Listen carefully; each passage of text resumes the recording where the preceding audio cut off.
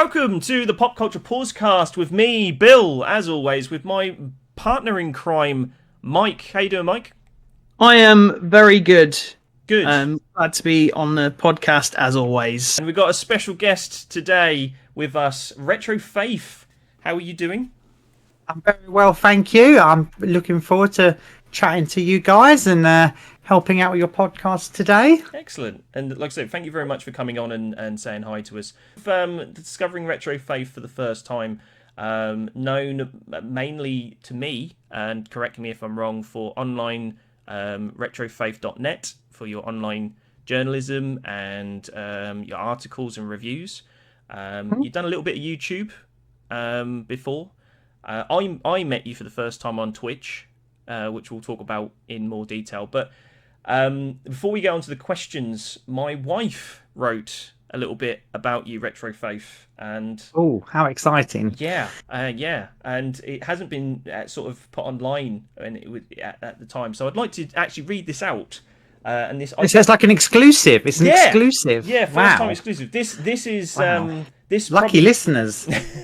this explains what Retro Faith is better than I ever could. So and it's titled "Faith It Until You Make It," which I thought was, kind of catchy. I like that. Yeah. Feel free to take that one, even though I didn't write it. I'm sure I'll get her permission later.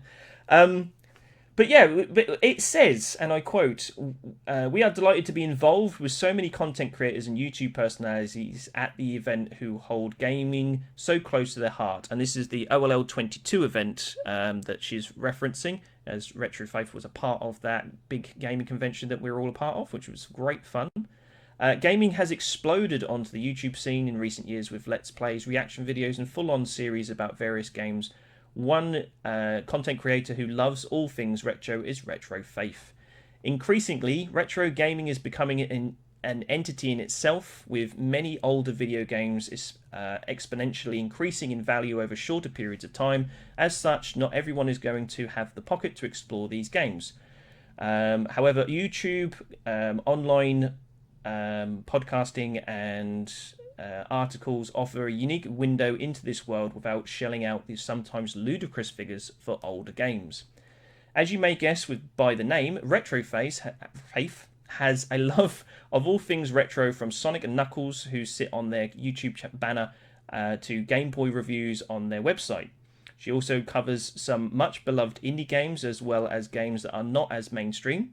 Using her broad knowledge of video games, this YouTuber and content creator is able to put together some very fun and educational videos on games that perhaps younger gamers would have missed. She has plenty of interesting writing reviews on her website, which detail her experiences with some great titles and events. Describes herself as a retro journalist and streamer. Retro Faith is making a name for herself within the journalistic gaming industry, and in recent years has found fun and connection with community via Twitch. One thing that I loved about Retro Faith is her love of finding random retro merchandise. A Fujifilm Sonic and Knuckles camera from 1994, some adorable Sonic and Sega enamel pins, a Pac-Man Timex watch. It's always fun to find gaming merch. Check her out on Instagram for some geeky throwbacks, and you can meet Retro Faith at OL22. We can't now because it's over and done with. But no, you can't. Oh well, you could have. You could have. See, this is what you've missed. Yeah, this is it. This is catching up. I think that watched my wife there, and thank you, Sarah, for writing that. Yes, thank you, sir. So that was really nice, very lovely. There thank you. That kind of touches me. It's nice that someone actually took the time to do something like that. That's very. She did. kind. She spent quite a few hours on your website going through your articles, covering your journalistic side of things, as well as your YouTube channel. I think that was mainly pointed at the YouTube at the time because it was a YouTube article. But I think you do a lot more in the journalistic side of things now, don't you? Yeah, I think don't get me wrong. I do like YouTube, and I tend to use YouTube now more just for like self-indulgent Sonic stuff, or when I'm doing like a professional, in my air quotes, for like a magazine, or if a company approaches me and wants me to review or promote a game, then sometimes it leads to a YouTube. But yeah, no, I like the YouTube. John, it is, I just don't get the time for it. I had to make a decision, and the decision was that the writing and like the journalism and broadcasting side of things took over. I think what it is, I'm just not that good at editing. And I watch someone like Kim Justice or Slopes Gaming or someone like that, and you watch these amazing videos play out, and they're engaging, and then you try and recreate that. It's so difficult, so difficult. Yeah, and it's time consuming, isn't it? But I think let's start with retrofaith.net, if I may. I think sure. what you do incredibly well on there, coming from someone who tends to binge a lot of YouTube, what I like about the stuff you do is you're very precise. Where I find things like IGN tend to go on for pages and pages, and you just want them to finish off what they're doing, and you know for a fact they're writing things because you want to see as many adverts on their website as you possibly can. The fact that you get to the point of what you do in your articles, whether it be a review, whether you be highlighting something new for the first time, whether you're bringing attention to a project on a new game that's coming to the Dreamcast for the first time in ages. You get to the point on there, and you've got everything you need in just a few minutes. You've got a great sort of talent for that. And tell you why that's important is because I must admit, I'll put my hands up. I do writing for some of those kind of websites that you mentioned, where it is very what we call search engine optimization, or SEO for short, kind of content, where it is driven to sell adverts and things. But what I like about having my own website is I'm the boss, and I get to then actually talk about the games themselves. I do have adverts. I do have to do a bit of SEO for my own articles, but I try to keep that as light as possible. And as you say, I sometimes sit there and write an article that's like 2,000 words long, and then when I read it back, I'm like, don't even need this, and just chop out like half of it. And sometimes it just comes down to like sort of 800-900 words, and go, do you know what? It's all there. That's all we need. And that happens a lot with the interviews. I do a lot of interviews with like game devs, and we chat for hours and stuff, and all these sorts of things. And when I actually come to write it, it's like 3/4 what they told me I'm not going to put in, because it just, as you say, when you're a reader, you just want to you don't want to be in that sort of, you mentioned IGN as an example of just reams and reams of information that's all designed to drive you to advertising and search engines and things. And I love it. I just love writing about it, and it's great when I can get like a new product. One of my favorite things to do is when there is like not that I'm an advocate for Kickstarter or selling things to people, but when there's a new game out on Kickstarter, and like a Game Boy game or a Mega Drive game, or as you've mentioned, Dreamcast games, and they're there, and you can just get inside it. You can get behind the scenes so much easier, and just chat to someone and get that information. And people love it. I get so much feedback from the website of, oh my god, I didn't know about this game. Thank you so much. I've just gone and pre-ordered it. And that's kind of what it's about for me. It's about showing you that there's a whole world out there. And I do try to focus more on new games. Because let's be honest, you could write about Mario World till the cows come home, but it's been done a gazillion times in articles and videos and streams and all that there's not much new you can say. So I'm a massive fan of new games for old systems. That's like where I like to sort of not pigeonhole myself. I kind of like place myself in that bracket of finding those new games, and I love shouting about them, and you get to play them early, which is nice. Yes, yeah. So do you have any sort of journalist background in general before you got into this whole thing, or was it sort of very much like you always sort of talked about games and you always, wanted to do your own website and all that sort of thing? Well, it's actually, if we've got the time, it's quite an interesting story. So when I was a kid, I was a massive games fan, like we all are, but I really enjoyed the magazines. Like, it was more than just, I get some news and some reviews and stuff. I used to like look at those and trawl over them and just like look at the pictures and read them to such detail. And I used to think like people like sort of Dave Perry and Will Overton and that were like my heroes. And I used to think when I was a kid, I wonder if one day I could write about games for a magazine. And so no, the answer is no, I don't have a history in journalism. I don't have any qualifications. What happened was about 3 years ago, I'm not going to get into the whole story, but I basically was just fed up with my job. I'd worked in offices doing like admin style kind of work for 15 odd years, all throughout my adult life. And I just decided I've had enough of this. And I just quit my job randomly and said, I'm going to become a games journalist. And everyone thought I was mad. And here I am about, 2-3 years later, and getting paid to write about video games. And it was just a passion. It was just a dream. And the fact that it's happened is I still sometimes wake up every day and I have a lot of I have a lot of what they call imposter syndrome, which basically means like, I'm going to get caught one day. One day someone's going to catch me out and go, "You're not a game journalist. Why are you getting paid to write for magazines? Or why are websites giving you money to write?" and stuff like that. And but it keeps happening. I've recently just started doing some books, like not my own books yet. I'm not quite ready for my own books, but I'm getting into that side of it. I'd love to do more video stuff. I'd love to have like a fully fledged like YouTube channel or something, but I just don't have those skills. I think my skills definitely come out with the writing and the researching behind it. And then what happens often, which I've had more recently, is YouTubers approach me asking, "Can I use your article almost verbatim to do my YouTube video?" I'm like, "Go for it." I don't try and hold any, and I think that for me is wonderful. Going back to the history of it, the only, and I spoke a little bit about this at OL22. We were talking about, I did used to do a lot of research for like websites. So like things like just before things like Wikipedia took off, there used to be lots of these resource sites for like Sega games and arcade games and stuff. And I used to contribute to those. It's not like writing prose or verse where it's all like laid out nicely. A lot of it was just capturing info like serial numbers of games or different artworks or just dates of releases or certain just little things like that. And then it's nice to know when I see something on a YouTube video, especially on the big YouTubers. I had one, I'm not going to mention their name, but I had one recently who did a whole video on a game, the very big, very well-known YouTuber in the UK, a retro YouTuber, and literally half of the video was, you could tell it was all just taken from something I'd written about 20 years ago. And I thought, I didn't say anything, but I thought that was amazing, knowing that my knowledge and my research, if you can call it that, was used for this video. And knowing that like hundreds of thousands, tens of thousands of people are watching it, and knowing that like that's my information. And I don't really care about things like ownership and all that. I am about the preservation. I want as many people as possible.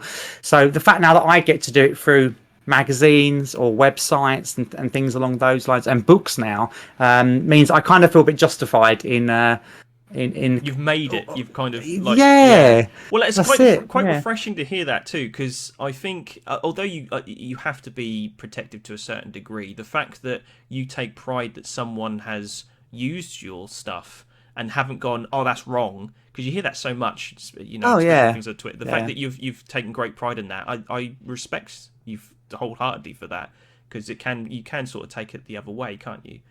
You can, but ultimately, I'm not making money from this. This was information. I've done lots of Wikipedia pages and stuff, and I don't sit there going, "Oh, I wrote that. I want the credit."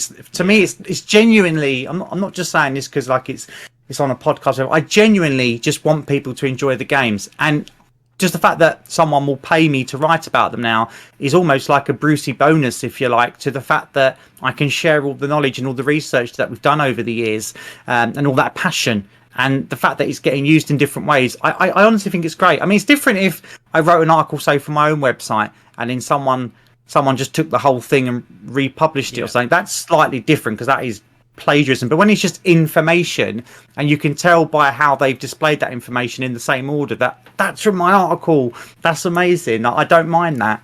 Yeah, that's pretty cool. It's pretty cool. But as when I first came across, because it's not, you do deal with a lot of things, and I want to touch on that, the difficulty of dealing with loads of different subjects. But the first time I came across you was actually on Twitch, and I think it was a charity stream. In fact, I know it was a charity stream, and you were streaming for like 24 hours in one long stint. Oh, those, yeah. And I think it was. I came across you on the last hour, and you looked very, very tired. But you do a lot of things for charity and stuff, don't you? As well. That's not, so yeah. You do give back as well as the content you create. Do you still get a chance to do a lot of that now? You've sort of stepped away from.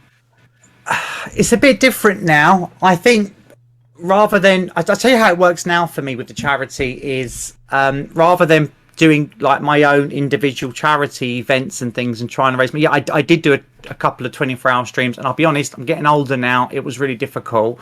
But so the last one I did was 12 hours, and I think that's my limit. So I do enjoy doing those when the time comes up. But what I tend to do now is, and this is a bit of a convoluted way of doing charity work, but through my work now, I get sent lots of stuff.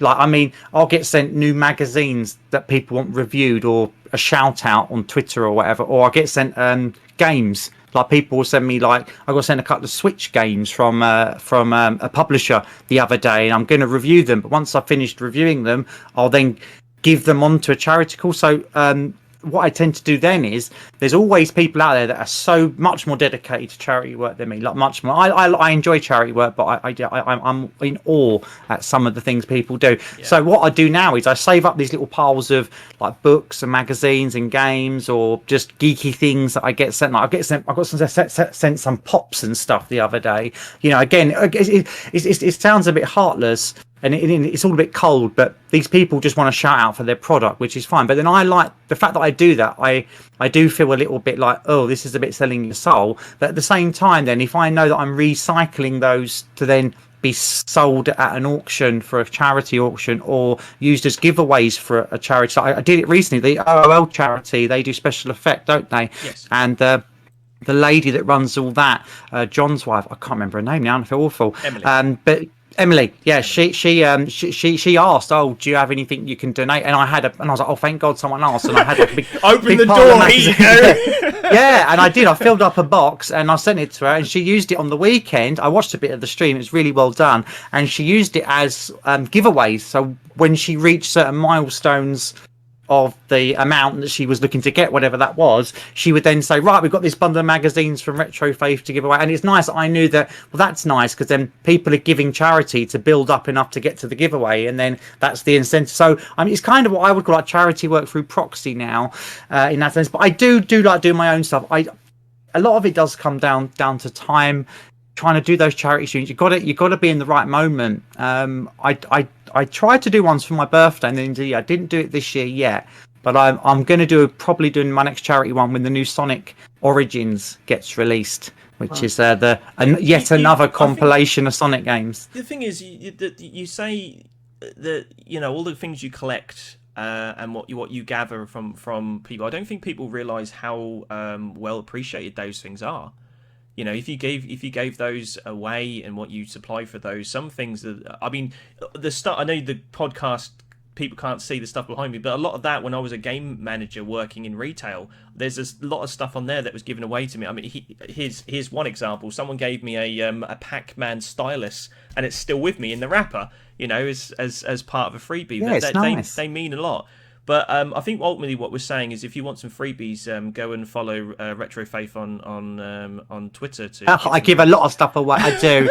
I get a lot of stuff. Do you know, the other thing as well is, give obviously, because I review games professionally, I get a lot of codes, like Steam codes and Switch codes and Xbox codes, all this sort of stuff. And a lot of the time I end up having to, if I haven't, because I'm just like one person, I'm not like a big company. Sometimes I just genuinely, there's not enough hours in a day to review them all, and I end up just saying to the company, look, you've sent me these codes through, I'll be honest with you, I'm not gonna have time to, or it doesn't match what I do. It's maybe like a very, very modern game, and I just say, what do you want to do with it? Because I'm not going to sit here and play it or review it. And most of the time they just say, look, it's factored into our whatever, just do a giveaway and just give us a shout out. And I do that. So I tend to save them all up in little batches and then do them on my streams. Sometimes it will be things for charity, or I know there's another streamer I follow where she does a lot of charity work, and I sometimes say to her, I've got like 6-7 codes here, do you need them for your gift? And they'll take them back. And I give them to my friends all the time. Like I just give codes to people. I love that. I love getting the free games, but you can't sit and play them all. And I know a lot of people that do the sort of things we do will get these codes, and they just won't do anything with them, and they'll just sit there and never get used. So why not use them for charity? Yeah, giving them away and giving them a shout out, and that does so much more for the product anyway. And like you say, you're here to get people to play the game. I completely agree with you on that one. And a lot of the stuff I do is very much the same. I don't do it for the benefit of anything else, but just please play these games, you know, because there's a lot that gets missed under the weight of what's out there. There definitely is. There definitely is. So yeah, I mean, you've given us sort of a flavour of what goes into that. I think when you say game journalist to somebody nowadays, I think people have a very set way of kind of what that looks like in their mind. It's I think we might have painted a picture that you get loads of free stuff and you got it coming out your ears and you can't do it, and all you got to do is just sort of write up a few things to say, yeah, it's good, give me more stuff. Can you give us like a sort of down the life of what it means to be a game journalist, what goes into it, for the people that may be interested in saying this might be something I'm interested in? Yes, it is an all freebies. Yeah, that is the good end of it, when you do get sent nice things for free. It's not all the time, but the more you get into it and the better job you do, you will get the free things. But the actual job of being a game journalist is actually, it's not as rosy as you think. A lot of people, as you say, have this impression that, oh, you just get given free games and then you've got to type some nonsense on IGN. We keep going back to that. Poor IGN are getting a bad rap. Yeah, I didn't mean to beat up on IGN. Yeah. I actually used it quite a lot. And then you just got to write some nonsense about it for that. But really what happens is you don't get paid a lot of money at all. You have to fight for work. And I don't mean fight as in like, you go into some weird retro pixel world and fight other journalists. It's more a fact that you need to get your name out there. And I sometimes see things where I'm like, damn it, I could have done that article. I would have been so much better for that, or something like that. Yeah. It's more okay, and you have to be confident in yourself, and you have to be prepared to take that pride out of yourself. And it is like selling yourself. And when I say like retro faith, the brand, that is what it is. I would not have got where I was today if I hadn't become this almost like character, if you like, of being this retro games player who is obsessed with Sonic and all this. I mean, don't get me wrong, I am obsessed with Sonic and the Dreamcast and all these things that I put out on social media, but that is very important if you want to get into that world, that you are able to separate your brand, which you need now. You can't just be you can obviously just be a person and be a games journalist, but it's so much harder. You have to sell yourself. And I wouldn't be sitting here talking to you today, telling you that I get paid to write about video games if I hadn't sort of took this plunge of, I'm going to do this like almost like character who is obsessed with Sonic and hates Nintendo and all this sort of strange stuff. But that's what I got my first writing gig on the back of them saying, we want the Retro Faith brand in our magazine. That's actually what they said. They didn't say, oh, Faith Johnson, you're an amazing writer, your game journalism skills will be absolutely amazing, we must have you write for us. They literally said, we want the Retro Faith brand in our magazine. And that's fine. And that it makes it sound a bit cold and a bit disheartening. But that's what you have to do now if you want to get into the world. The other way of doing it is you go and write for the websites, which would be, again, we're going back to like IGN or GameSpot and all these big ones, and you just write for pretty much minimum wage, lots of different things, and then you build up a portfolio. I wanted to do it differently because while I do play modern games and I'm happy to write about them, I obviously have a massive passion for the old retro games, especially sort of the 90s to early 2000s. And I did it the backwards way. I started with my passion, which was starting my own website, like retrofave.net, doing a bit of YouTube, and now doing Twitch streams and all this sort of stuff, and did it in the backwards way. So I started I wrote on my own website knowing I wasn't going to get paid for it for like a year before someone in the industry said, I like what you're doing there, I want this in my magazine. But that's what you have to just go for it.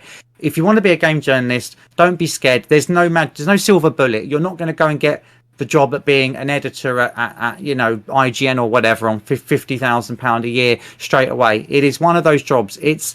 I'm not going to say it's a vocation, because that's a bit disrespectful for people that are like nurses and lawyers and things like that, but it works the same.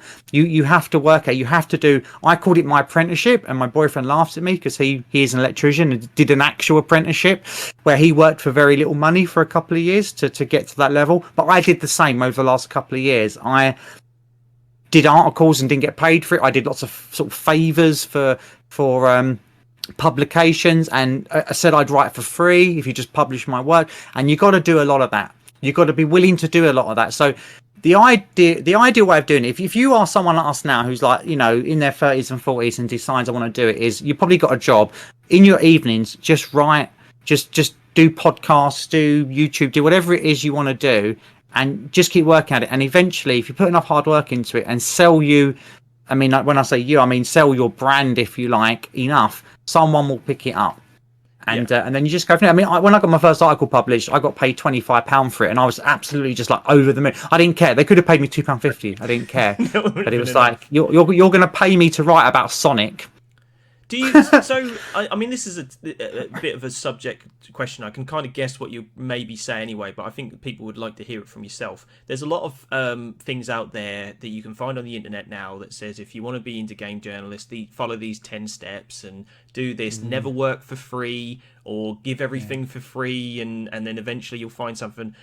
There has to be a balance, right? You can't just paint everything with one brush. Would you agree with that? I would. I've seen lots of those articles because I was reading those articles and I was like, okay, don't work for free. And I agree. Now I've got to.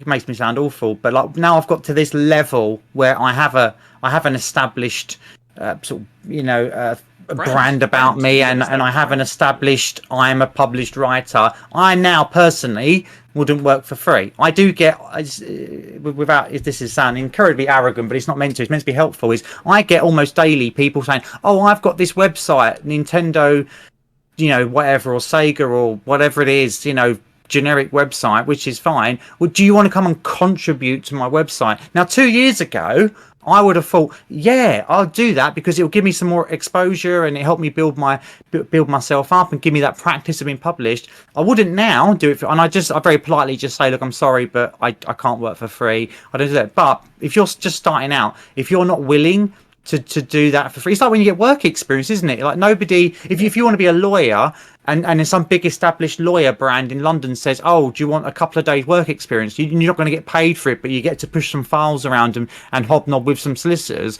You're not going to say, no, I don't want to do it, are you? You're going to jump straight in there. And it's exactly how my mindset was for it. I just said, okay, I'm just going to get as much stuff published as I can, and as many things. I did some book work for free before I started getting paid. I did a few submissions to some magazines and bits and pieces, and that's just how it worked. I mean, in an ideal world, I think do you know what? I'll sum this up. I'll sum up what you're asking me is. It depends what sort of game journalist you want to be. If you want to do all modern gaming, like you want to do Elden Ring and Pokemon and all that sort of stuff, you don't need to work for free. All you've got to do is be able to pitch yourself really well to the bigger websites, and you will naturally start falling into the work, right? But if you want to do retro stuff like I do, I'm passionate about writing about retro things. You have to get into that kind of community, in that world, into these, the big established book publishers or magazine publishers. And the only way you do that is by doing work for free at first. Oh, interesting. So it is about the games you choose and the generation of where it is. I suppose that makes sense on the basis that new games coming out, everybody wants to see if they're any good. Click, advert They're revenue, click. That's it. It's If I write an article about Your- Crash Bandicoot from 1995, maybe 1,000 people click on it. If I write an article about Elden Ring and the best way to defeat this boss, 1 million people click on it. So it's easier to get work talking about something new because the websites where it sounds cold, but it is about hard, cold cash, isn't it? And advert revenue. Then it's not easy to get that work. You still got to be a skilled writer, but that work, that's it. There is what you want to be. So if we're talking here as retro gamers, we're gonna. For the way you get into the retro gaming scene, you're not just going to walk into a paid job. No.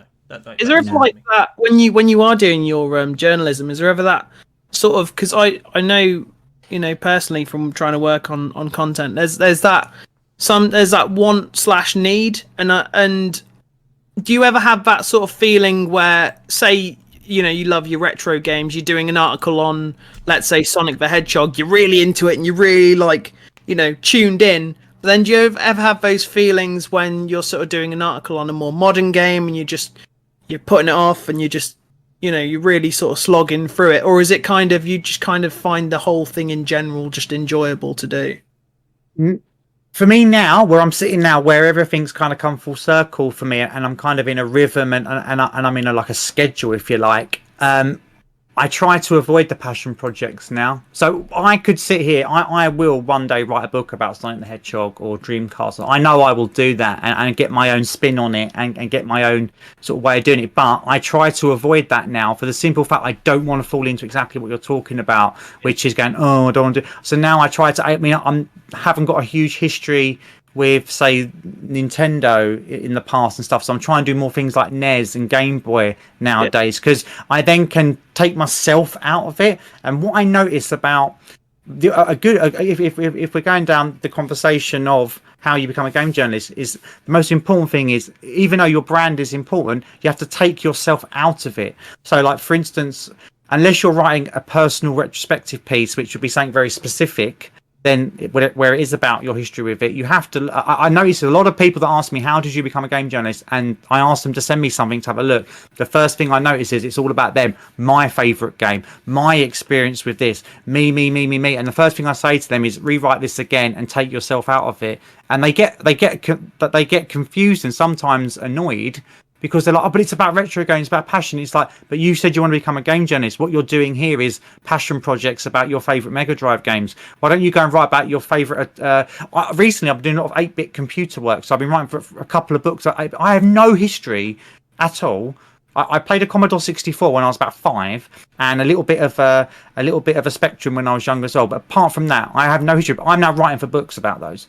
And the reason why I can do that is because I can take myself out of it, just play the games, experience them, and then write about them. And that, when you want to go from doing something you enjoy, which is a passion, to it becomes a job, that's the hardest thing to do when you do get paid for a passion, is that balance act between, I want to do this, and this is what the reader or the viewer or whatever it is wants. And you have to be really skillful at, what does the viewer or the reader want, not what I want. Yeah. Yeah, that's really useful stuff. Thank you for that, because I think there's a lot of people that would like to hear that kind of advice, and I think that's the key things there. But if someone's coming across your content for the first time, Faith, where would you sort of direct them? You've mentioned speaking to the BBC News about Halo, and obviously retrofaith.net has got loads of articles on there. Is there anything specifically that you would say, go here to sort of check out my stuff? I would do, yeah. I'll break it down to 3 things. If I was going to say something video orientated, I would say look at my Dreamcast indie shooter documentary, which I'm really quite proud of. It's about lots and lots of research about every single indie Dreamcast shooter up to about the year 2021, I think. Great. Because that and that gives you a good idea about how I would love one day to make documentaries once I get the skills, but that's probably far in the future. If it was my writing, I would probably say, I'm trying to think of an article. I did a really good article on Christmas nights into dreams for Fusion magazine, but that's obviously, you'd have to go and buy that magazine. So if it was from my own website, I don't know, I'd maybe go to look at... Oh, you put me on the spot now. Maybe on my website would be look at some of the retrospectives, and I try to always put like a different spin on something. So I did one recently for Outrun, where I took the new Switch version that came out a while ago and explained how a really old arcade game that was popular for a reason 40 years ago can now be just as important on a modern platform. So I try to always put like a spin like that on it. So I'd maybe read that sort of stuff. Sounds good. So how did BBC News come to sort of contact you about Halo? Tell us that story. This is random. I tell you what, this is a good story about me and the BBC. Actually, this is actually probably more interesting than talking about how to become a game journalist. So that's obviously what we call broadcaster work. So while it's all the same sort of thing, being a broadcaster is very difficult to get into. But totally randomly, June the 23rd last year, which is Sonic's birthday, it was Sonic's 30th birthday actually, because it was 30 years since it was first released, and I was putting out loads of stuff on Twitter and stuff, but hey, it's Sonic's birthday, it's Sonic's 30th birthday, even more importantly, let's all celebrate. And randomly, out of the blue, it was also at the same time, I think that same week, it was the 25th anniversary of the N64. Yeah. And just out of the blue on Twitter, I got a message from someone at the BBC who's like, hello, I'm so-and-so producer from Radio 5 Live. We're looking for... And because I put on my Twitter profile, game journalist, which, maybe is true, maybe isn't, who knows. But again, you got to sell yourself. If you don't believe in yourself, who else is going to believe in you? And randomly, they said, would you like to come on Radio 5 Live this afternoon to talk about Mario 64 and the N64, because it was the 20th anniversary or so. I think it was, that's what it was, yeah. And I said, yeah, hell, of course I would. And straight after that, someone from a different BBC radio programme also messaged me saying, "Hi, we know it's Sonic's 30th birthday and you seem like a huge Sonic fan. Do you want to come on and talk about Sonic the Hedgehog's 30th birthday?" So it was random. And I thought nothing of it after I did them. I just thought, yeah, that was nice thing, nice little, a nice little thing for me to pencil on the achievements. But then it's just kept happening. So for how it works with, from what I now understand with the BBC is, once you do a bit of work for them, they enter you into a database that has Faith Johnson, journalist, subject gaming or whatever. So anytime there's a big news story about gaming, I tend to get a phone call from someone at the BBC saying, "Do you want to come and talk about?" One of my best ones I felt I was really proud of was when Clive Sinclair very sadly passed away, and that was obviously a big news story for like not just gaming but for the world as technology and things as a whole. So that was a good one. But then when Halo was released, was it November last year, wasn't it? The actual like BBC News. So I've done quite a bit of radio. I've done quite a lot of radio work with the BBC, but the actual news. Someone from the news called me and said, "Oh, would you come on and talk about Halo?" And I was like, "Oh, is this for what radio station is it, so I can get myself set up?" And they went, "Oh no, it's for BBC News." And I was like, "What, the actual news, like on the telly?" And they went, "Yeah, the actual news on the telly." And I was like, "Oh my god, wow, yeah, sure." So yeah, I was on. I mean, well, technically it was BBC Scotland news, but it was still national news on the what telly. difference is that, mate? That's still quality. On Freeview. Well, no, because some people were like, "Well, you know, it wasn't like it was BBC News TV channel or anything," but it was because it was the Scotland version. But yeah, they got me on to talk about Halo, so it was about why Halo's important, why this is such a big release for the Xbox Series X. And it was only a few minutes, but I was like, "Oh my god, I'm on the TV." So that was a real high point for me as a journalist. And then, do you know what the best thing about it was? This is maybe making it a bit gossipy, but I then got a lot of messages from people going, "Oh, why is it you get to go on the telly and talk about Halo? I'm more of a Halo fan than you." And I was like, "Well, put yourself out there then. Go and tell the BBC you're the biggest Halo fan, and maybe they'll get you on next time." See, I don't get Same with the Clive Sinclair thing. Yeah, get it all the time. With the Clive Sinclair, I got a barrage of abuse from loads of Sir Clive fans who were like, "How dare you get that opportunity to talk about Sir Clive live on the radio when I'm the biggest, like, all this sort of stuff, Spectrum and all this sort of stuff." And I was just like, "Well, go and tell the BBC that then." And then it made me realise I'd kind of made it a bit, because if you annoy someone by doing something and someone wants to complain about it, it sounds very negative, but it's kind of not. If you take it in the right way and you don't let it overwrought you and you get upset by it, you just take it as, you've made it because someone's taken the time to tell you you're wrong.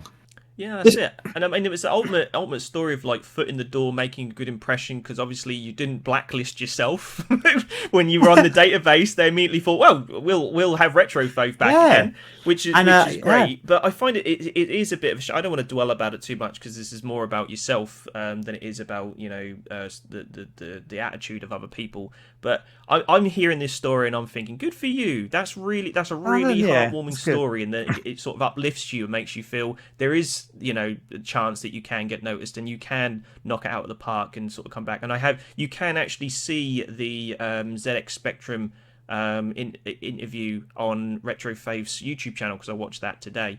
So yeah, you can get a taste of what that is, and good, and that just makes me think quality. I'm so glad that you can actually achieve that kind of thing, and don't be like those other people and just sort of say, "Why wasn't it me?" And the great thing about it is the way it works, especially with the BBC, because I've been on other radio programs. I've been on Times Radio as well. I think I was talking about? I can't remember what I was talking about on Times Radio. That's such a long time ago. I've been on a few others, but where it's led to now, which for me, again, as a journalist with my journalistic hat on, is the BBC are now making. Hopefully I'm not spoiling anything, but I won't say too much details because it's not for me to say. But the BBC are making some new radio documentaries about gaming, like history of gaming, and they've invited me to do some of the work for that. Great. So it's like, wow. So that'd be like more like long bit of stuff like this, a bit more long form, where I'll be explaining things, and obviously maybe a bit of a talking head moment, but it's stuff like that, and that's what it can lead to. So for me, just thinking, oh my god, all I really want is to have an article published in a magazine. It's now gone from that to, I'm on the BBC. Look, Mum, I'm on the telly, and people going, "My god, I saw you on the TV. That's amazing." Hey, you. Yeah, you. Do you like video games? Do you like kick-ass characters? Do you like action and adventure? then you should go to ragingdestiny.com and get your copy of Raging Destiny, an action-packed fantasy fiction today. A novel written by a gamer for a gamer. That's right, written by me, Bill, from Pop Culture Pause Screen. It's a non-stop thrill ride with in-depth characters that very well could be your next favourite franchise. There isn't any slowing down in this book, oh no! Every chapter is designed to keep you reading and wanting to know what happens next. You can find out more at ragingdestiny.com, and I thank you in advance for your support. Now, back to the show. It's almost like an inspirational quality to it, because it kind of just goes to show that, like, as the hardest part of the whole thing is not only just putting yourself out there and being motivated and putting in the time and all that, but the hardest thing is getting your foot in the door. And once you got your foot in the door, it's just like it's just unravels, and you just get things get better. It's very much like there's a pebble in the ocean nowadays. Everybody's got something to sell, for lack of a better phrase.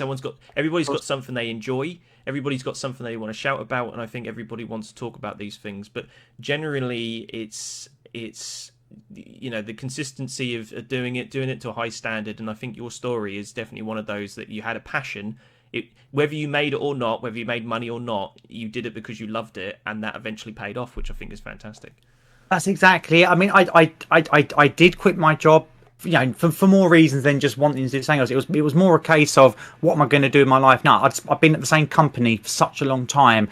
It was just time to go. And my flatmate at the time, she was looking at me. She just said, what are you going to do now? And at first I was like, I'll just go and get another job doing something similar, like work. I was working in banking. It doesn't matter saying it now. Yeah, I'll go and get another job, whatever, back in Canary Wharf in London or whatever, and start again at a different company.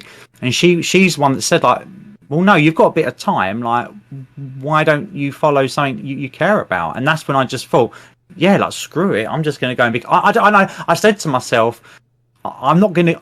This is the mindset you need if you want to turn your passion into money, actual job. Is don't say to yourself, oh, I'll just give this a go and see where I end up. You've got to say, and I had to say it, I am a games journalist and I'm going to go and make money from it. You have to put yourself in that mindset of, this might happen, to I'm going to make this happen. And that's very difficult, and it's very nuanced. That's where you are there. Because if I hadn't been a bit brazen and a bit arrogant and put on my Twitter profile that I am a games journalist, even though I really probably wasn't, it was no way the BBC would have contacted me. Yeah, but I mean, you got to believe in yourself. You got to believe in yourself. Faith it until you make it. I think that's what we're saying. Yeah, this is it. Yeah, and when you said that about what your missus had written, it actually resonated with me in that. Faith it until you make it. Yeah, that's what I did. That's exactly what I did. So, looking at you, thinking about it now, that's exactly what happened. Funny stuff out ends up. But I want to. I don't know if you don't want to talk about this because it's kind of under wraps. I understand. We'll move on. But I am kind of interested. And Mike, don't start because you know why I'm interested. We'll cover that later. But you mentioned that you've gone on to writing books. Yes. Are you able to talk to us a bit about what you're doing? Because I'm somewhat of a publisher myself. Yeah, that's right. Writer myself. But I'd like to hear about if you've got that project, if you're able to sort of divulge. Oh, off the top of my head, one I can talk about because it smashed its Kickstarter is the Mastertronic Commodore 64 by Fusion Book, because I am a staff writer for Fusion Book. So while it's not my book, it's not like Faith Johnson's book or Retroface book I was hired to, because it's such a massive piece, the person who's like doing all the the big chunks of it needed help, so I was brought on board to literally just to write reviews of it's a book about every Mastertronic game for the Commodore 64, and there's like 250 or something of them, so the guy needed some help, so a couple of us went on board. I think I can safely say that we're also doing the same book for the Spectrum version. It hasn't been released yet, but there was always talk of we'll do it for the Spectrum as well. And there is I've also done some work for do you know the company? There's a big retro website called Retro Dodo. They're releasing a new book with it's like another it's just like a big website that does retro news and stuff. But they are in collaboration with Lost in Cult, who do Lock On. and they're doing a handheld history, and I've done a few bits for that.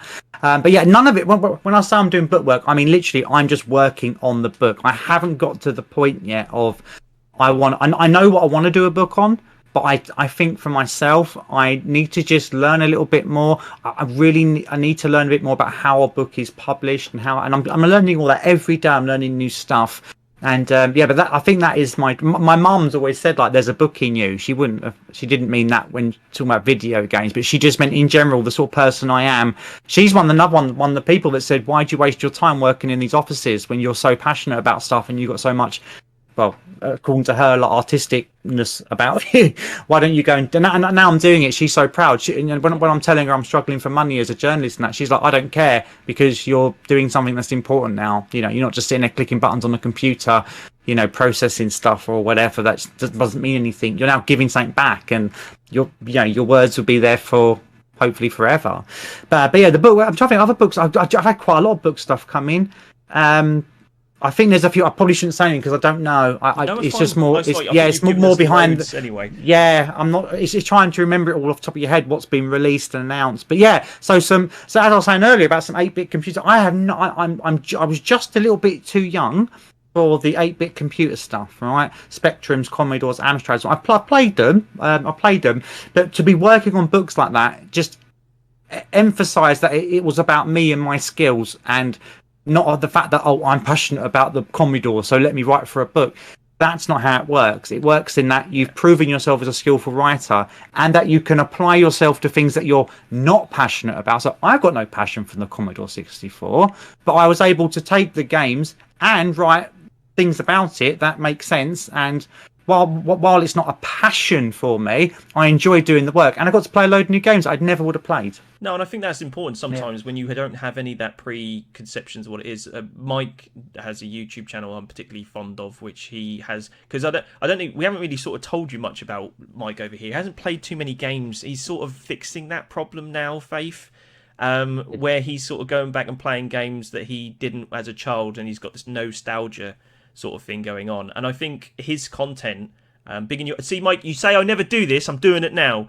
Bigging him up for a moment, his videos are more entertaining because he, like you say, has taken himself sort of out of it, because he doesn't have that nostalgia that's clouding the content you're putting out. And I think I am more interested in a book where someone's experiencing things like the Commodore 64 or the ZX Spectrum for the first time, rather than someone saying constantly, it was good back then, or these graphics were revolutionary back then, which you kind of understand and you hear a lot. What you don't hear is it still good? Has it stood the test of time? So and that's what I did with this bookwork. And the reason why the guy was so happy with what I did was he said, this is great, Faith, because you are just taking it as someone that does review games for a living. Yeah. You are just taking it as a game you're playing. Yeah, you've got to put it in the context of the time, because obviously if you played it now, you'd be like, this game's just rubbish, because it is. But when you think modern standards, but yeah, so you do have to have a little bit of that nostalgia in a certain way of, I'm putting myself back as someone in the 80s or the early 90s or whatever. But that's great that you're doing that, Mike. I like that idea of nostalgia, where you're just going back, and that's what I do now for my writing. When I'm like, when I'm pitching for work and things, I try very, very hard not to pick something that's too personal to me. So I've now, I'm a massive fighting game fan. I try to avoid writing about fighting games because I know too much passion will leak in, too much, this game's great, when really, is it really that good? Is it actually, when you look at it without being emotionally involved in it, is it actually a good fighting game or a good, so that's really hard to do, but that's what makes great content. And you exactly like you said, you prefer to engage with something where someone doesn't have an ulterior motive, or isn't just behind it and going, I love this, I love it all. And I'm the same. I don't want to read articles about someone that's like, I have great memories of Mario World, it was great because my mum bought it for me when I was 5 and it's the best game ever. Don't you agree? That's exactly I hate what all he that. says every time. I hate all that. It's like, no, I want to read that someone that's sat back and thought about it in a methodical way and take it. And again, it comes back to this idea, I sound like a broken record, but taking yourself outside of what you're doing. And that's what makes successful YouTubers, successful book writers, successful streamers, whatever. They take themselves out of it and they're giving the viewers the experience that they need to be entertained. Yeah. And I think there's almost... Sorry, go on, Mike. I think it's almost like this when people give all the when the game came out, it did this and did that and did that, and of course you want to talk about that to some extent, but it's almost like they put that down as like a comfort blanket to like it, because I'm very much a believer of a good game's a good game. So like, I play something like Donkey Kong Country as someone who's not nostalgic can still find enjoyment in it. So I think there's that. I think, like you say, back to the article aspect of it, people sort of putting themselves. It's almost like, I think one problem with some people who try to get into game journalism is it's almost like they feel like they're up against a corner and they have to be like, no, this game is great and it's amazing because and it just ends up becoming this whole spiel about about what their little brother did when they sort of sat down and grabbed the controller. So I always find that really I think there's times and places for that, but it coming from someone and I'm sure all three of us today have played a lifetime of video games, and there's so many you played. One thing I find from writing articles like you're describing there, Faith, is that it allows me to understand, because I kind of understand what games I like now. I've played enough of them to know what they are. So I don't need someone to tell me you should play them because I thought it was good. I need someone to sort of tell me it's worth playing because X, Y, Z, and take themselves away from that situation. And when I read or view that kind of content, I'm viewing to say, is this worth my time now? Or is it too much similar, like, I've played elsewhere? Is it just because you played it and no one else played it and you're kind of trying, like you say, got an agenda and stuff? I tell you what I think. I did a review recently of a new game. I'm not going to go into the game, and the publisher sent me the game. Can you please do this? And I have this indie game sort of promotion thing I do, where I'll do like an article for the website, I'll do a stream for it, and I'll do sometimes a YouTube video if that's what it needs, and all this sort of stuff. And when I did all the work, and the person was happy, and they gave us a couple of codes to give away on a stream, and all the usual, the sort of thing you'd expect in the world of video games. I get to make content that makes me money because I can write for the magazines about it on my own website, all that sort of stuff, and you get the exposure for the game you need. And it's that is a lot of how these things work. A lot of I scratch your back, you scratch mine, and we'll come to a decision on how they want me to present the game. So, but I'm always very, very, very careful to explain. I will review the game and I will say if it's rubbish or not. So even though you want me to promote your game, this isn't just me saying to everyone it's a great game without playing it. And I did this review recently, and the publisher was really confused. It was an okay game, it was a standard kind of game for what it was, and it was fine, and it was well priced, and all the rest of it. I'm a bit pretentious. I don't do scores. I don't do like a 7 out of 10 or a 10 out of 10 or anything. I just don't. I always just do a very clear summary of, if you can't be bothered to read the entire thing and you just want to get a sum up of what this is for. And I do exactly what you say. I end up leaving it in most of my reviews by saying, if you like these kind of games that are like ABC, this is one you're probably going to want to pick up, so go for it. However, if you are not so keen on these kind of games and prefer, say, faster gameplay or deeper mechanics or whatever, this one probably isn't for you. Full stop, right? Thank you for the people for sending me the game. It was great fun or whatever. So, and then this publisher was like, but you haven't given it a score. Like, what would you score? And I said, I don't score it because, the problem with that is then all that people do then is scroll to the bottom, look at the score, and if it's got a 4 out of 10, they just won't bother reading it or engaging with it. And I tried to explain to the publisher was adamant that they wanted me to give a score. And I said, I just, after a bit of to and fro, I just went back and said, yeah, it's a 62 out of 95. And they were like, what? And I was like, this is what I'm saying. It's all just nothing. What it comes down to is, we know that this game is targeting at those people, and that's what I've summed up. So anyone that likes those kind of games, I'm telling them it's a decent version of those kind of games, and they should pick it up. But if you want something else out of your games, this one you can miss. So it just goes to show you that a lot of even people in the industry have all these preconceptions of, this is what I want from the people engaging, and then it's people like me that has to think, I'm the voice of the viewer, I'm the voice of the reader, right? In that weird sense, and having to then push back. And I had a publisher ask me to take a review down once. I slammed this game, and they went back going, "Oh my god, I can't believe you've slammed our game, and we spoke to you before and all this stuff." They had this misconception in their head that I was going to be just shouting out how great the game was, when I had already told them at the start, I'm reviewing your game and I'll give an honest opinion. If you then want to do some promotional work around it, still happy to do that. And they asked me to take the review down, so I did. That's a shame. Yeah, that's a shame that people have to be that. I do hear a lot about that in the YouTube videos I watch from time to time, where people are that way. And I actually respect your decision about the scoring system, because it's all lopsided. I mean, an average review isn't an average review. Everything over 7 is basically an average review. If it's not a 9 out of 10, it's not worth playing, and you don't understand what it is involved in. I mean, you don't. Yeah, this is it. This is why it's pointless, because there's plenty of games out there that are 6 or 7 out of 10, but they're worth your time to play. It might not be a game. It might not be a game you'll remember in 10 years' time, or that you'll go back to in a few years' time, or whatever. But they're worth playing. But if you see that now, there's this weird thing about the fast nature of games coming out, and all these big websites that, and as you say, all the big games, AAA games, they'll just give it a 9 out of 10 automatically, because that's what they've had drilled into them.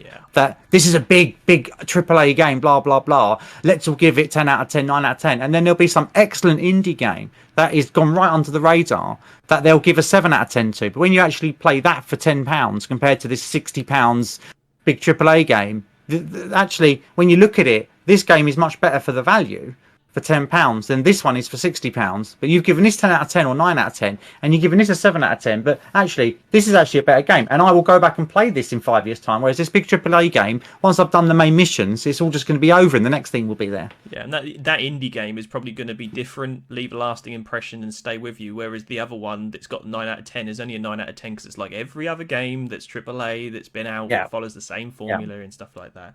It definitely causes more arguments than it's worth when people see a number, go, "Oh, that's a 7. You shouldn't have given that a 7. You should have given it an 8." And you think, well, it's still a good game if I gave it a 7 or an 8. And then I think also, like, I've seen reviews where they've completely bashed the game. They've given it about 10 different reasons why you shouldn't play it, and then gone 7 out of 10. And yeah. Oh, I hate that. It's just that level of, when it comes to rankings, there's that level of and I don't want to make a point of it, but it's only because it's been the latest big one, this Elden Ring. I haven't actually played it, right? So I'm not going to comment on the game itself, whether it's good or bad or anything. But because it got such traction, and it got all the big websites that got sent it to review were 10 out of 10, best game ever, all that, literally those high accolades. But when I was reading the review, exactly like you said, Mike, it was like, oh, but it's got all these problems. It's like, well, if it's got all these problems, how can it be the best game ever? Because the best game ever surely is one that it works brilliantly. It's kind of like almost that it's a 9 out of 10 that particular week.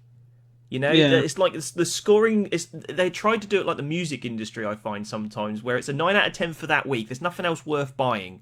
They don't think about. So that is the 9 out of 10 game for that week. Yeah, to anything else. So it's kind of a bit misleading. But I also think the problem with modern games is when you read the review. I mean, maybe this is going back to this nostalgia element. But when I used to read the magazines and even early internet websites for reviews and stuff, they'd all. You shouldn't. A top tip here for anyone that wants to become a game journalist and wants to get into reviewing games. Impression is you don't want to say, I'm playing this football game and it's like FIFA, because you don't want to do that. But at the same time, you have to have a fine balance of it's, comparing it to other ones in its genre. I don't think they do that. I was reading lots of those Elden Rings because I was interested, as a games journalist, I was interested in why do my colleagues, if you like, think this game is so good. And not one of them, well, there's a few, but not a lot of them said, it compares to, say, I don't know, whatever. What's a similar game to that? Like, Morrowind or something like that. They didn't make a comparison of an equally great game. Skyrim or something. They didn't say, just like, it compares to Skyrim on the aesthetics of it. And I think for a big game like that, you need that kind of input, and not. But it was like it was its own entity that it suddenly had just created the whole world of video games, and it was the best thing since sliced bread. And it's probably. I'm sure it is an amazing computer game, but it was almost like you kind of got this real apathy to. And I hear this lot. I've had people on my Twitter go, "Oh, professional games journalism is crap. I'd rather watch my favourite YouTuber and get the lowdown on it." And it's like, that's fine. That's fine. I'm not going to berate you for that. But you do understand that we have to sit and play the entire game and then talk about it. Whereas your YouTube person doing it is just can play it for 20 minutes and still do a review if they want to. You know, they're not held to it. Whereas someone like me, I'm held to that as to be a credible source. Yeah. And that's the difference. That and I think some people will try, you know, it's very tempting. I can imagine that you've got to be on the good side of these publishers to keep getting these good, you know, these freebies and stuff like that. It is hard. I'm learning that slowly. Learning that slowly. I mean, the first few games I was given, like a couple of years ago, I look back on those reviews now. And I'm sort of cringing a little bit because I'm like, I did probably lean a little bit towards it being a really good game. Luckily, one of the games was Xenocrisis for Dreamcast, and it still is a really good game. So that wasn't too bad. But yeah, I didn't talk enough about its flaws, of which there are some, because any video game or any form of entertainment is not going to be perfect. That's impossible. And I've learnt that now. Do you know what I try to do instead? Rather than dwelling on this is really good, this is really bad, like we're talking about, where scores are either a 2 out of 10 or a 10 out of 10. I try to blend it a little bit more with this is good, but while this is a good bit, it's flawed here, and I try to blend it a bit more so you get a much more rounded view. But that's such a difficult skill, though, and I'm still learning. No, that's right. But I think when I'm reading some of the articles that I've gone through the last couple of months of following your content, I think you do a really well. I find sometimes things are too bullet pointed, or they are very wordy. You have a nice way of sort of brushing and making it all natural. Before I know it, I've got to the bottom of the page, which proves to me that you've grabbed my attention, you've carried on. But also you have this really nice way of asking questions that I wouldn't have thought of. Like when you know, and sort of going into, this was left an impression on me because, not it's just got good graphics, the music's really good or whatever, it's why that is. And I think that's what makes your writing in your articles resonate with me the most. And I think that's why my career has almost exploded. It makes me, God, I sound so arrogant in this interview, but I get lots and lots of indie. No, the indie crowd, the indie developers, they love me, and I have so many people say, please, can you look at my game? I literally on a daily basis, I'll get quite a few of those emails. By the way, if you want to become a game journalist, get your own website and email address. It looks so much more professional. That's another top tip. Is have a professional website. And use it as well. I've got a dedicated software that I pay for that is my own email server. That's how much deep it goes. But no, so I get them nearly every day. Please, and it's not just a generic spam email. It is, hello Retro Faith. We've seen your website. We see what you do. We'd love for you to play our indie game. And please help, because they understand the value of having someone that is genuinely passionate about indie games. And because I've got such apathy towards all these big companies, the AAA, I can't be bothered with it. You know what? It's all covered. There's so many better people to cover it that are younger, have the energy, who want to sit there and play 70 hours of Elden Ring and then write 15 articles about it. Let the younger people go and do that. I'm happy to look at the older style games, the indie style games. And I love them, and I try to do as many as I can. The problem is now, I've got then convince people that run the magazines to give that article space. So I have to pick the ones I think are going to be more better for the reader. And as you say, the reason why I get that is because I do try to do that when I'm talking about the retro games, is give that flow to it. You don't want to bullet point it, but again, it's this balance of you don't want to go overboard and going, oh, I played this one level that was so great because it had so much red and then it changed. You don't want to go into all that sort of detail, but you want to say why it's good. But you got to say, this is so difficult to do. Yes, but you want to say why it's good for you as the gamer, but not putting yourself into it. And that's a really weird place to be as a reviewer. You won't get any complaints from us. I think me and Mike have spoken often on the podcast that we are finding a lot more variety and fun in indie games than we are in the rinse and repeat AAA market. Just to finish that conversation, I think that's people that are a bit older, like us, a bit more. I think we don't want to sit there and play a game for 100 hours. I think that is weirdly a younger person's. I'm not trying to create a division, but it does seem like people that are younger gamers seem to enjoy that more because they will sit up all night playing it for 10 hours and get through. But I think for me as a gamer, I'm stuck in that world of let's play a game for an hour or two and complete it. Yeah, I think just touching on that as well, I think it's a valid point. I find that the when I was growing up, I tend to get one new game a year, maybe two, because I got birthday and Christmas, lucky me. And that was pretty much it, and I had to stick with that game, and I could complete that game in just a few hours after a bit of trial and error. So I think those big, those massive kind of games, whereas people swear by them, is because it's giving them constant content. But what I feel that you're missing, guys, is that you're doing nothing but a checklist. The game's not necessarily always giving you skills. You're going just through, can I do this? Have I done that? Have I found all the flags? Have I getting all the ribbons? Have I got all the items and stuff? Yeah, have I killed all the different enemy types? All this sort of nonsense. Yeah. And do you know what? While I would never take that away from anyone that enjoys a game, I've tried to get into those big games. I tried, is it Skyrim, isn't it? I really tried because I was sitting on my PC, and after a couple of hours, I didn't feel I'd really got anywhere. And as you say, all I was doing was looking at checklists. Have I gone to speak to that person? Have I gone to pick up the armor? And it just becomes and I knew then I'll be playing that game to get to complete it. Even if you could complete it, it was probably going to be taking me about 50 hours. Yeah, or you're playing a game that's kind of like your Grand Theft Autos, which does loads of different genres, but none of them great. It's just a hodgepodge of loads. Those big open world games are a real double-edged sword for me. I was watching someone do a Grand Theft Auto stream, right? I didn't even know this until I was watching it. So I'm watching this thinking, they mustn't be playing Grand Theft Auto anymore because they're not going around killing people and blowing up policemen. They were sitting in a cafe ordering virtual coffees and beers and stuff, chatting. Oh, is that a roleplay stuff that people do? I think it's like The Sims, but it's in the Grand Theft Auto world. I realised this was actually Grand Theft Auto. So when I said, are you still playing Grand Theft Auto? Because I wanted to see the new Grand Theft Auto game. They're like, yeah, we're in the world now. And I was like, don't you rob cars and like kill old ladies and stuff and go and get hookers and that? And they were like, oh no, you can do all that if you want. Oh, let me show you. And then the person who was doing the stream got up from their chair, said to the people that they were sitting down at this weird coffee shop I'll be back in a minute. And they were like, yeah, cool, babe. Yeah, whatever. They went outside and there was this whole war going on of all these people fighting and going crazy and shooting each other. And I was like, and then they went back into the coffee shop and it was like watching The Sims. It was so bizarre. And I was like, games now are just everything. Yeah. Games are just everything. And I think that's part of the problem. I feel like another problem with modern games is you can almost see the code.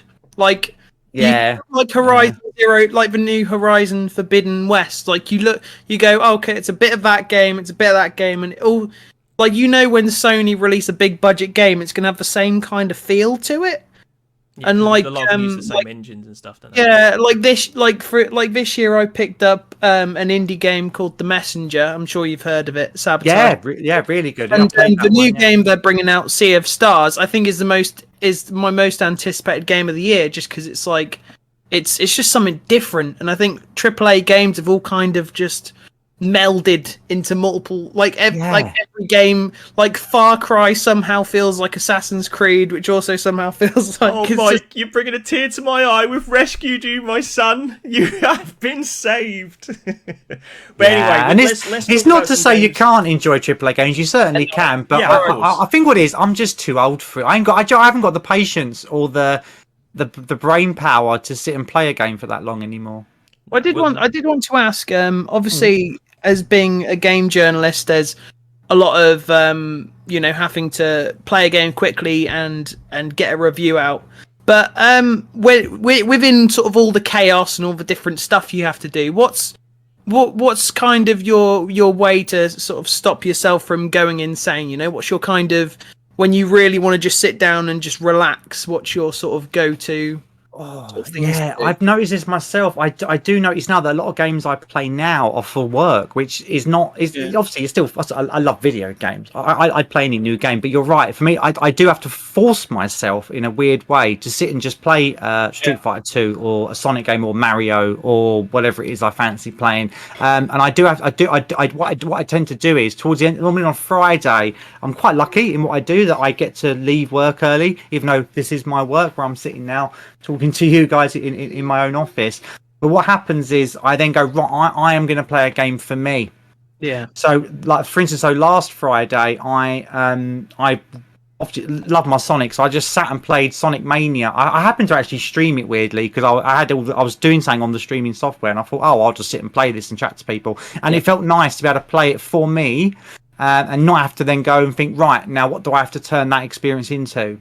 It was just, right, I played it for an hour or two, switch it off, I can walk away, go and make my dinner or whatever, make a cup of tea, and I didn't have to think, right, I've played that game now how do I have to write about it, or what do I have to do for it, what video do I have to capture, what images do I have to make, what thumbnails do, there was none of that to it.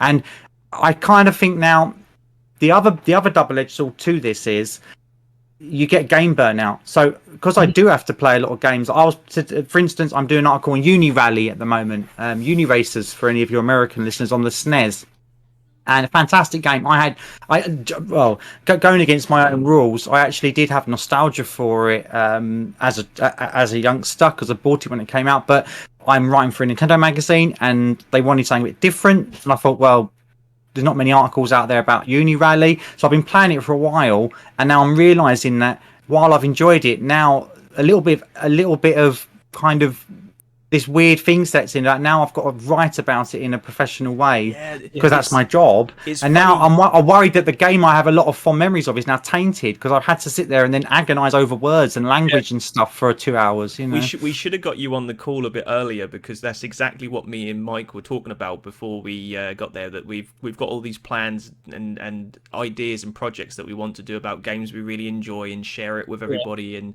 talk about what all these interesting things about them. But by the time you've got your footage, by the time that you've written what you want to say, you then get to a point where you're like, I'm so tired of this now, I need to go on to play something else, and it gets really difficult.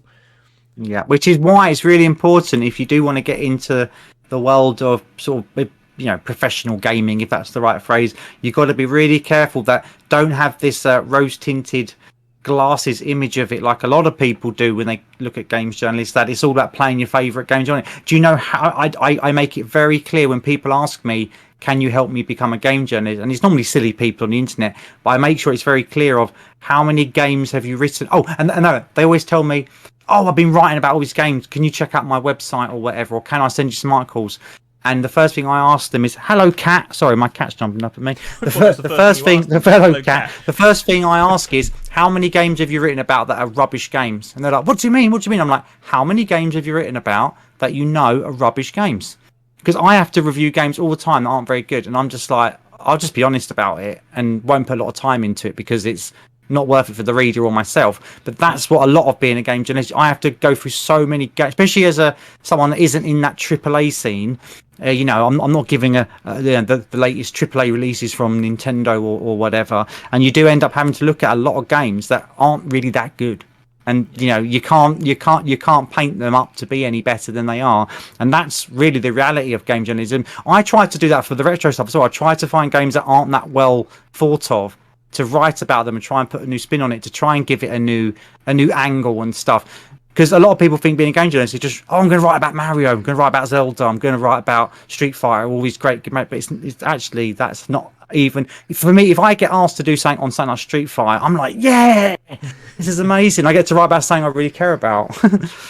Thanks for listening to the Pop Culture Pausecast. Check the channel for other episodes, new podcast every Wednesday. Or, if you're one of the cool ones, you can watch some of my other videos right here on Pop Culture Pause Screen, or maybe catch me live on Twitch every Monday from 7 PM UK time. And show some love to my partner in crime, Mike, over at his YouTube channel, Mike Ritiques. Link in the description. He does some great game reviews, he really does. And if you want some action, adventure and kick-ass characters in your life, then go over to ragingdestiny.com and get a copy of my book, Raging Destiny, a novel for gamers written by me, a gamer. You won't regret it, and I appreciate your support. That's ragingdestiny.com. You should have links to all of this in the description below, or on screen now for you to click. But for now, it's time to stop talking and go play some bloody video games. Catch you next time.